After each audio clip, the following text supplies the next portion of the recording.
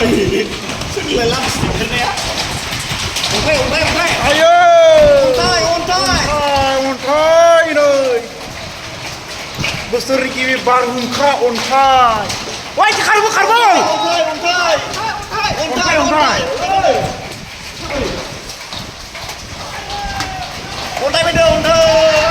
Besar ni kiwi barhungka untai. Ayo, saya ni untai itu dulu. Untai dulu.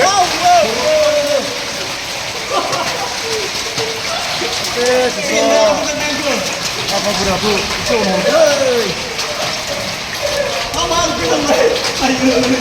besar ni kini barhungka, ada besar kiri tu.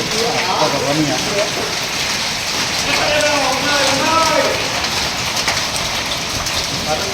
Tadi bila ni ya? Para langsung ini para Mungkin.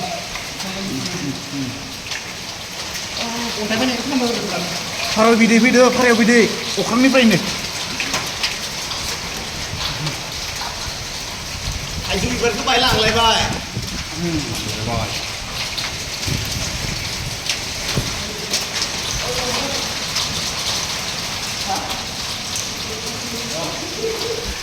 Di barhungka.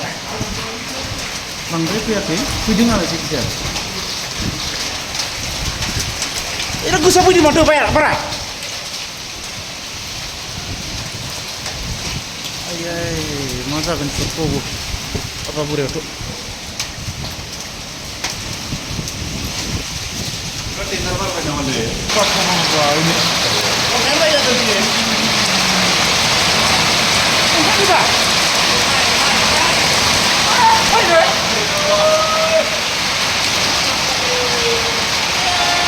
Kok padi deh?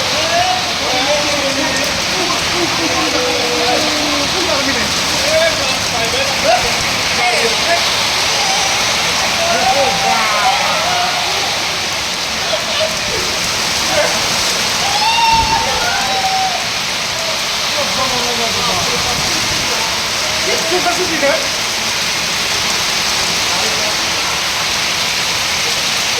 Ya, ini ada lagi juga.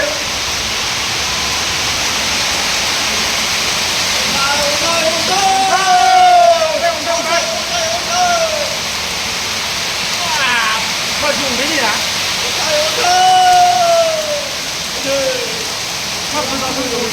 Wah, ini Baru jalan lagi. Jalan. Ayo, sampai ya. Yes. udah sini ini ya. Oh, betul.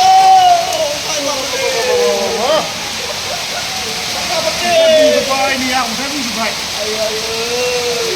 Parah tuh begini awas tuh. Hilang. Udah bebek. Ayo, sampai ya. Udah pun juga nanti ya. Ayo.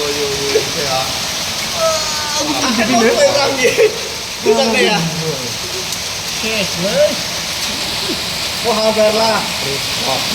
Ini udah juga. Udah benar. Kalau kimchi gang sini baru kami ya. Buruk pada buruk. Ayo, sama akhirnya mana? Bebek. Ada tak ada? Tahu Pak. Ini pun benar.